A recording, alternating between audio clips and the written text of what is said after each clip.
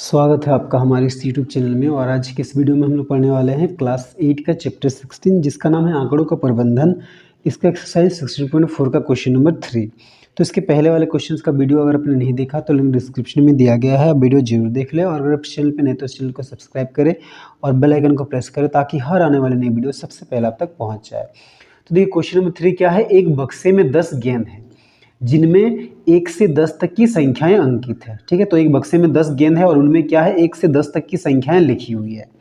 तो क्वेश्चन कह रहा है कि निम्नलिखित की प्रायिकता क्या है। तो निम्नलिखित की प्रायिकता हमें निकालना है। तो एक नंबर में क्या है, संख्या 7 प्राप्त करना, यानी कि संख्या 7 प्राप्त करने की प्रायिकता क्या होगा। 2 नंबर में बोल रहा है कि 7 से 10 के बीच की संख्या। 3 नंबर में कह रहा है अभाज्य संख्या। 4 नंबर में एक ऐसी संख्या जो सम और अभाज्य भी है। और 5 नंबर क्या है, 5 से विभाजित होने वाली संख्या। चलिए हम लोग क्या करते हैं, हल करते हैं। तो देखिए क्वेश्चन में क्या बोला है, 1 से 10 तक की संख्याएं वहां पे अंकित है। तो हम लोग क्या लिखेंगे, कुल संख्याएं बराबर। तो कुल संख्याएं कितना है 10। अब लिखते हैं 1 नंबर। तो 1 नंबर में क्या बोला है, संख्या 7 प्राप्त करना। तो देखिए 1 से 10 तक में 7 की संख्या कितनी है, तो लिखेंगे 1 से 10 तक में 7 की संख्या। तो देखिए 1 से 10 तक में 7 कितना बार आएगा, एक ही बार आएगा। तो हम लोग यहाँ पे 1 लिखेंगे। अब देखिए इसका हमें क्या निकालना है, प्रायिकता। तो प्रायिकता का हम लोग एक फॉर्मूला होता है। तो देखिए लिखेंगे पी। पी का मतलब क्या है, प्रोबेबिलिटी। इंग्लिश में प्रोबेबिलिटी बोलते हैं और इसका मतलब प्रायिकता होता है। तो पी मतलब प्रायिकता निकाल रहे हैं किस चीज का, संख्या 7 प्राप्त करने का। तो ब्रैकेट के अंदर लिखेंगे संख्या 7 प्राप्त करना। तो देखिए हमने क्या लिखा, पी। पी मतलब क्या है, हम लोग प्रायिकता निकाल रहे हैं किस चीज का, संख्या 7 प्राप्त करने का। तो देखिए यहाँ पे एक सूत्र आप क्या लिख सकते हैं कि संख्या 7 के अनुकूल परिणामों की संख्या बटा कुल परिणामों की संख्या। या फिर अगर आपको समझ में नहीं आता तो सिर्फ आप अनुकूल परिणामों की संख्या बटा कुल परिणामों की संख्या भी लिख सकते हैं। तो हम लोग शॉर्ट में लिखते हैं क्या, अनुकूल परिणामों की संख्या बट्टा हम लोग क्या लिखेंगे, कुल परिणामों की संख्या।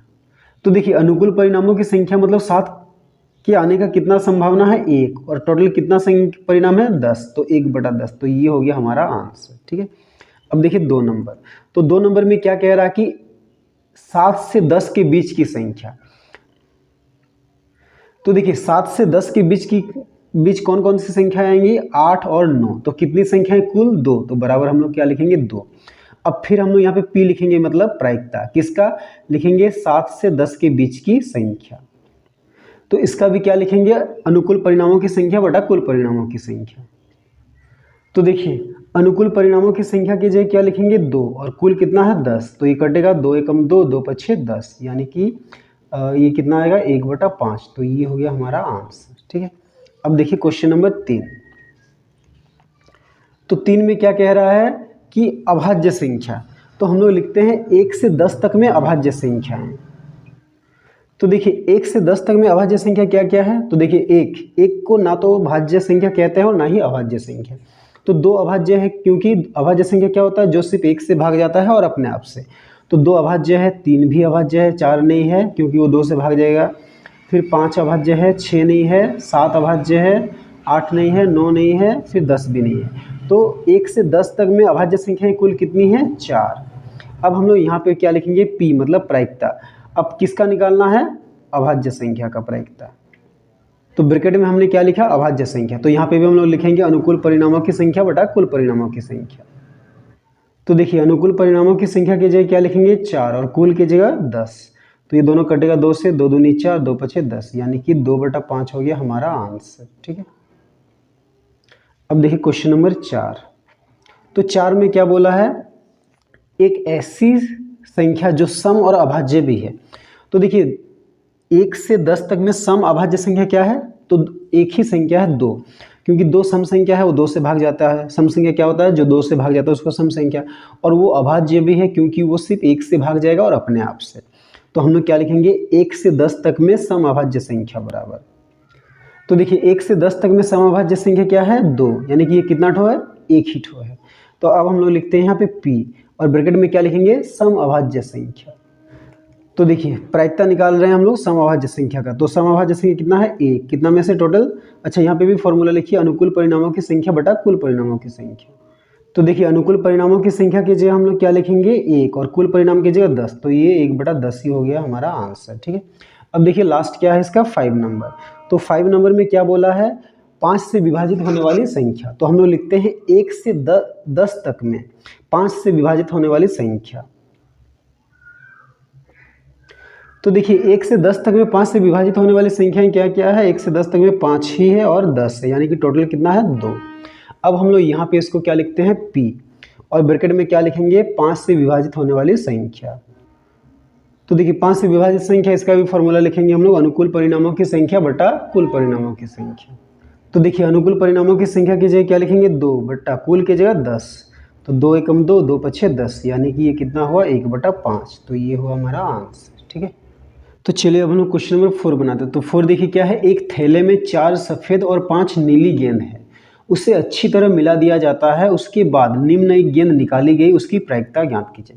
तो देखिए एक थैले में क्या है, 2 तरह के गेंद है, 2 रंग के सफ़ेद और नीली गेंद है, उनको अच्छे से मिला दिया जाता है और एक गेंद निकाला जाता है। तो क्वेश्चन कह रहा है कि उसकी क्या प्रायिकता है, कि 1 नंबर में कह रहा है कि वो हरी गेंद है, हरी गेंद की प्रायिकता, 2 नंबर में सफ़ेद गेंद की प्रायिकता, और 3 नंबर में जो नीली गेंद नहीं है। तो देखिए यहाँ पे जो गेंद है पहले हम लोग लिख लेते हैं। तो देखिए 4 क्या सफ़ेद गेंद, तो हम लोग क्या लिखेंगे सफ़ेद गेंदों की संख्या। तो देखिए सफ़ेद गेंदों की संख्या कितना है 4, फिर क्या लिखेंगे नीली गेंदों की संख्या, तो नीली गेंदों की संख्या क्या है 5। अब क्वेश्चन में क्या पूछा, हरी गेंदों की संख्या भी, तो लिखेंगे हरी गेंदों की संख्या। तो देखिए यहाँ पे हरी गेंद है ही नहीं, तो हरी गेंदों की संख्या कितना हो जाएगा 0। अब हम लोग यहाँ पे लिखेंगे कुल गेंदों की संख्या। तो कुल गेंदों की संख्या के लिए क्या करेंगे, ये तीनों को जोड़ देंगे, तो 5 4 9 और 0 9। ठीक है, अब देखिए पहला क्वेश्चन क्या है, हरी गेंद की, तो हम लोग p लिखते हैं, p मतलब प्रायिकता, प्रोबेबिलिटी। अब किसका प्रायिकता निकालना है, हरी गेंद की, तो ब्रैकेट के अंदर क्या लिखेंगे हरी गेंद की। ठीक है, तो इसका क्या फॉर्मूला लिखेंगे, अनुकूल परिणामों की संख्या बटा कुल परिणामों की संख्या। तो देखिए यहाँ पे हरी गेंदों की संख्या कितना है, अनुकूल परिणाम मतलब हरी गेंद कितना है 0 और कुल गेंद कितना है 9, तो 0 बटा 9 मतलब क्या होता है 0 होता है, तो ये हो गया हमारा आंसर। ठीक है, अब देखिए 2 नंबर, तो 2 नंबर में क्या पूछा है सफ़ेद गेंद की, तो p लिखेंगे और ब्रैकेट के अंदर लिखेंगे सफ़ेद गेंद की। इसका भी हम लोग सेम फॉर्मूला लिखेंगे क्या, कि अनुकूल परिणामों की संख्या बटा कुल परिणामों की संख्या।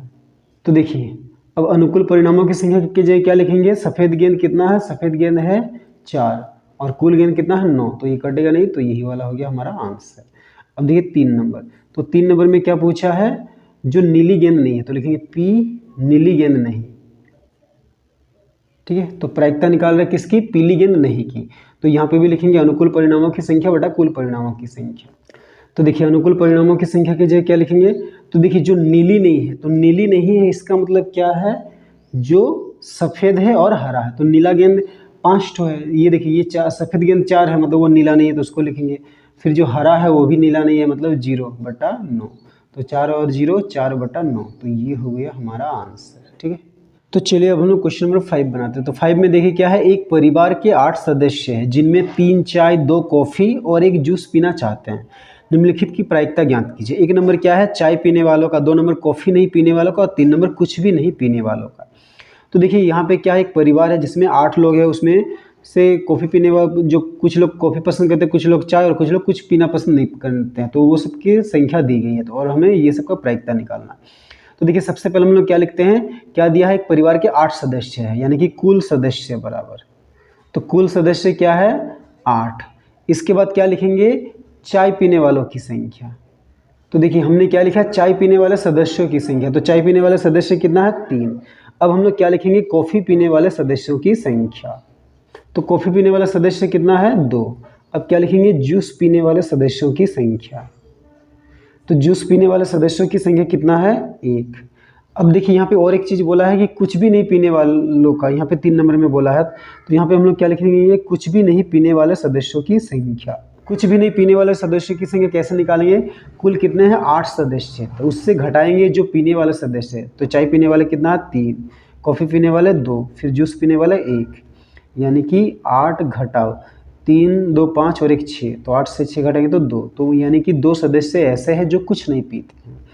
तो अब हम लोग पहला 1 नंबर लिखते हैं p मतलब प्रायिकता किसका, चाय पीने वालों का। ठीक है, तो क्या फॉर्मूला लिखेंगे, अनुकूल परिणामों की संख्या बटा कुल परिणामों की संख्या। तो देखिए अनुकूल परिणामों की संख्या क्या है, चाय पीने वाले कितने हैं 3 और कुल कितने हैं 8, तो 3 बटा 8, ये नहीं कटेगा, तो यही हो गया हमारा आंसर। अब देखिए 2 नंबर, तो 2 नंबर में हम लोग निकालेंगे p किसका, कॉफ़ी नहीं पीने वालों का। तो इसका भी वही फॉर्मूला लिखेंगे, अनुकूल परिणामों की संख्या बटा कुल परिणामों की संख्या। तो देखिए क्या है, कॉफ़ी नहीं पीने वालों की संख्या, तो इसके लिए अनुकूल परिणाम क्या क्या हो जाएगा। तो देखिए ये जो कॉफ़ी पीने वाले 2 है, इसको छोड़ के बाकी सब, यानी कि ये 2 जन कॉफ़ी पसंद करते हैं, कॉफ़ी नहीं पीने वाले, जो चाय पीने वाले हैं वो भी कॉफ़ी नहीं पीने वाले हैं, और जो जूस पीने वाले हैं वो भी कॉफ़ी नहीं पीने वाले हैं, और जो कुछ भी नहीं पीते हैं तो वो भी कॉफ़ी नहीं पीने वाले। तो वो सब हो जाएगा अनुकूल परिणामों की संख्या, और कुल कीजिएगा 8। तो देखिए 3 1 4 5 6 यानी कि 6/8। तो 2 से कटेगा, देखिए 2 3 6, 2 चौके 8 यानी कि 3/4 हो गया हमारा आंसर। ठीक है, अब देखिए 3 नंबर। तो 3 नंबर में क्या कह रहा है कि कुछ भी नहीं पीने वालों का, तो हम लोग यहाँ पे भी क्या लिखेंगे, पी, और ब्रैकेट के अंदर क्या लिखेंगे, कुछ भी नहीं पीने वालों का। तो इसके लिए भी क्या लिखेंगे, अनुकूल परिणामों की संख्या बटा कुल परिणामों की संख्या। तो देखिए अनुकूल परिणामों की संख्या क्या लिखेंगे, कुछ भी नहीं पीने वाला कितना है 2, और कुल परिणाम कितना है 8। तो ये 2 से कटेगा, 2 एकम 2, 2 चौके 8। तो ये हो गया हमारा आंसर। ठीक है।